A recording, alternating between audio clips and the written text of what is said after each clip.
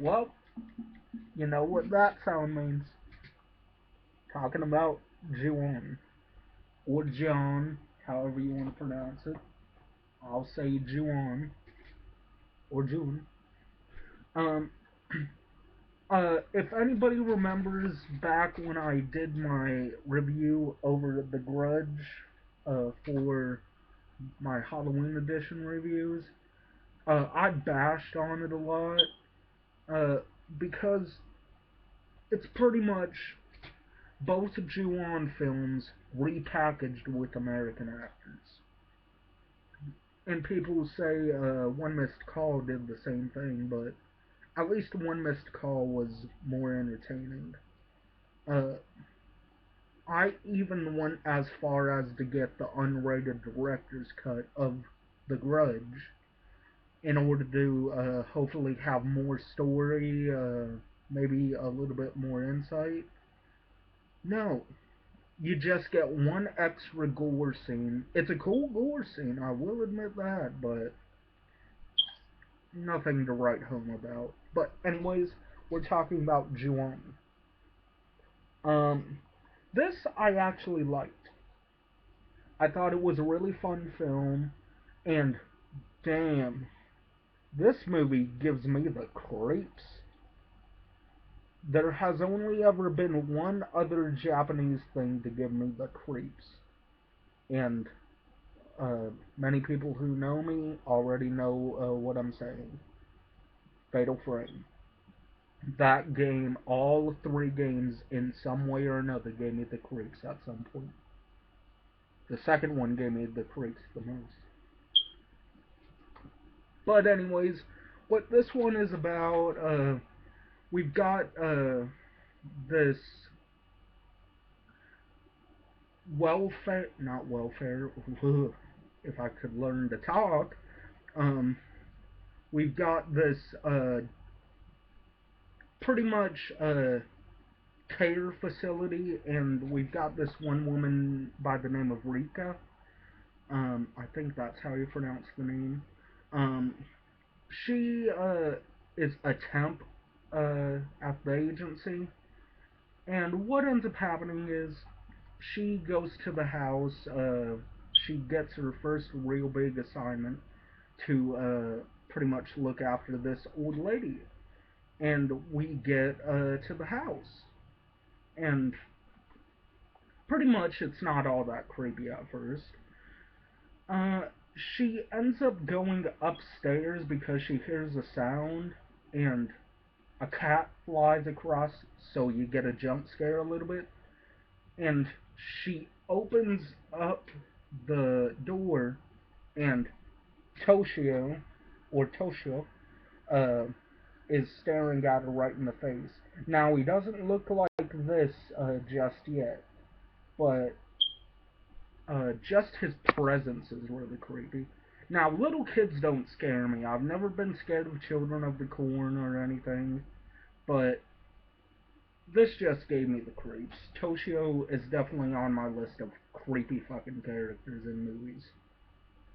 Be it horror or comedy, any other type of genre, because Toshio is creepy. Um, and pretty much bad stuff starts happening. We end up going back downstairs because she was upstairs looking in the closet. And she goes back downstairs and she sees the old lady. It doesn't look like she's breathing. And so she goes to look over at her, and black starts to come out of the roof, the ceiling. And the black slowly comes down, like really slowly and subtly. And then you notice hair is forming. And then a head ends up morphing, looks right at Rika, and you hear the sound.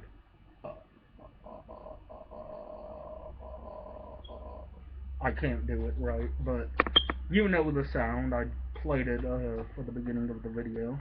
Um, the effect wasn't all that great. I was almost gonna say it sucks, but I don't knock movies for budgets. Um, I try to find entertaining stuff out of every movie I've ever watched, except for Sick. That one was horrible. I'm gonna keep on talking about that when it comes to bad movies. But anyways, uh, the effect is CGI when Kayoko or Kayako is coming down from the ceiling. You can totally tell it's CGI, and her eyes roll in the back of her head. First, they're like no pupils, and then they roll, and you see the pupils and everything.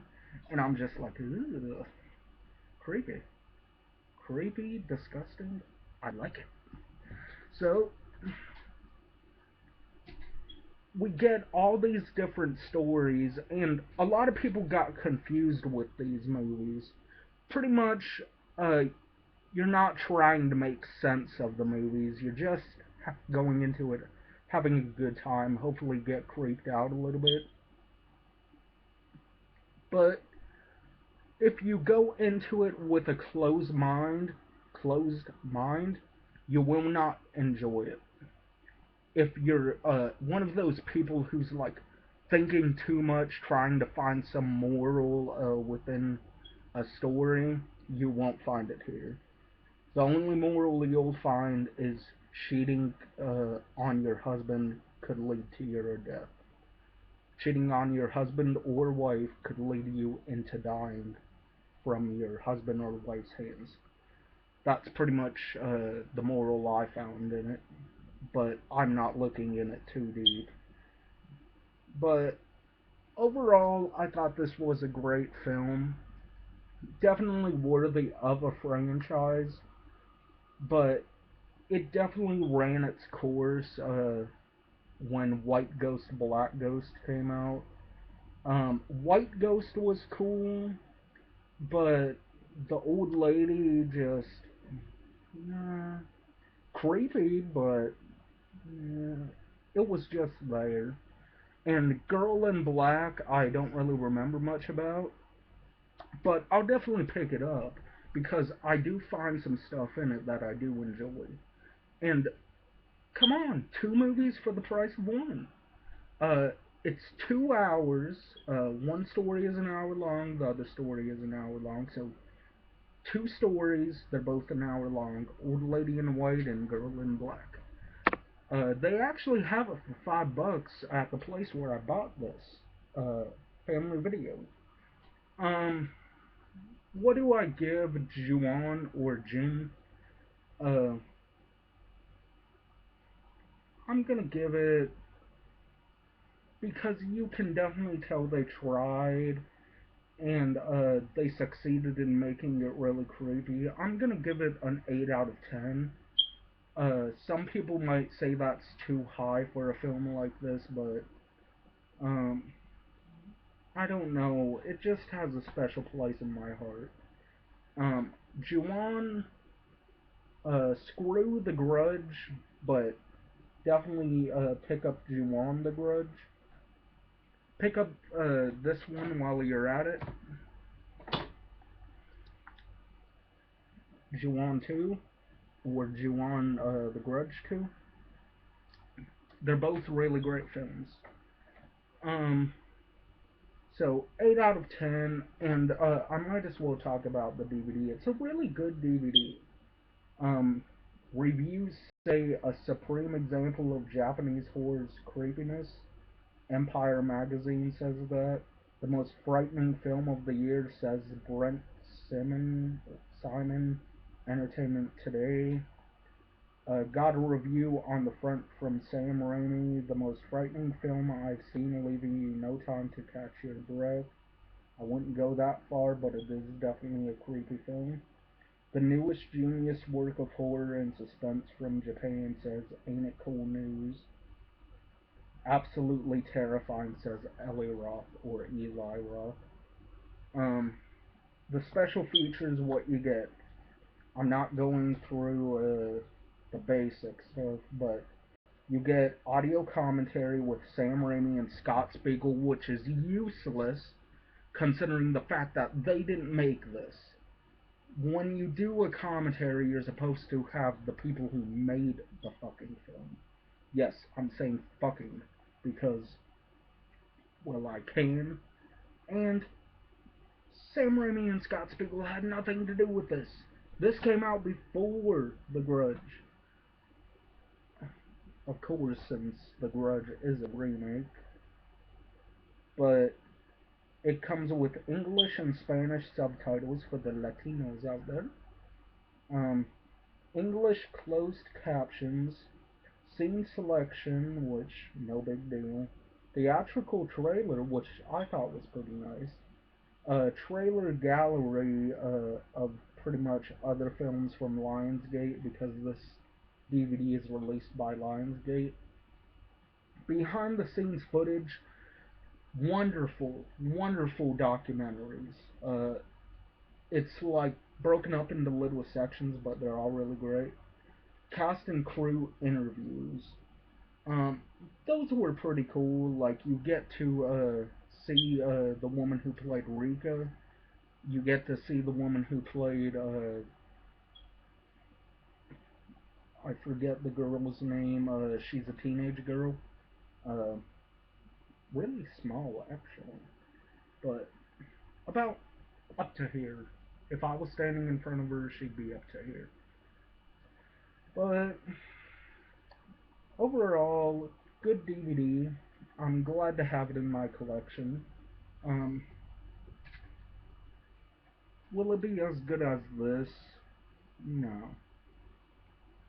Maybe the second movie, but not as good as One Missed Call. In my eyes. In my eyes. Uh, I don't see a lot of people talking about Ju-on. Like, I see some reviews, but most of the people are talking about The Grudge, or The Grudge 2. Oh, and The Grudge and The Grudge 2 take an awful lot from both of these. Both movies take a lot from this movie. What it takes is the fact that a girl is in a hoodie and she starts seeing in The Grudge 2 its eyes, but in Ju-on its faces. Um, Faces aren't scary, but when an eye is just staring right at you, like really close,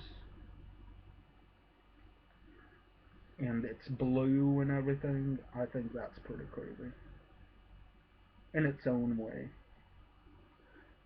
So you've got the girl in the hoodie who gets haunted by her friends. Um, you get one confusing ending though. I know you're not supposed to think when you're watching this movie, but man, one confusing ending, and they followed it up in The Grudge 2. Apparently, Kayako possessed Rika's friend, and pretty much she was the one doing the killing the whole time, and I'm like, what? How does that even make sense? But the rest of the movie is great. I loved it. 8 out of 10. I don't know what more I can say about Ju-on The Grudge that hasn't already been said. Um, it came out in 2001, 2002, but on DVD it came out in 2004 to celebrate the release of The Grudge. Uh, I think this movie came out in 2000 uh, because there was Ju-on the Curse, Ju-on the Curse 2, which by far is my favorite Ju-on movie in the Curse series. Um, Ju-on the Grudge, by the way, the Curse movies came out in the 90s, TV movies. They're both pretty short, like maybe an hour and 17 minutes, not too long. Um, Ju-on the Grudge, which came out in 2000, and Ju-on 2, which came out in 2003. I know that for a fact because I watched it online with a friend out of temptation to see what exactly the Grudge was. And the first thing that popped up was Ju-on 2, the Grudge 2. Clicked on it. Me and my friend had a good time. We both got creeped out, and she, well, I had two friends with me. My friend Jay or Justin, and my friend Kelsey. So all three of us were watching, and we all got creeped out. Especially the scene where, well, I'll talk about it when I get into Ju-on 2. But definitely check this out. You can pick it up for $5 down at your local video store if you can talk them into selling it to you. Thankfully, the guy was nice enough to sell me the copy, and it was the only copy in the store. So, yeah, hooray for some video stores. So, anyways, peace out. Hopefully you all enjoyed this. Psychopathic1 signing off. And don't kill your wife, because otherwise you might bring a curse upon yourself. So, see ya.